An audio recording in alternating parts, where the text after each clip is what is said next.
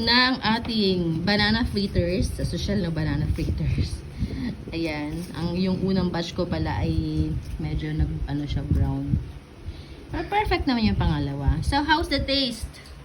Hey, review, taste review ng ating banana fritters.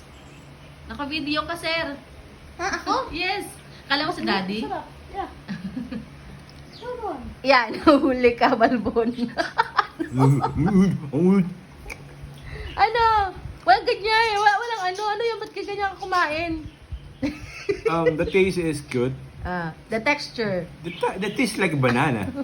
Taste banana, like banana. Ah. Banana flavor yan eh. Banana flavor ba to? Oh, banana flavor yan. Anong saging? Yan ang kanilang breakfast habang kami ay nagpapalipas ng Baguio. At walang pasok yung bata na yon. Yeah, si FIFA. FIFA siya today. FIFA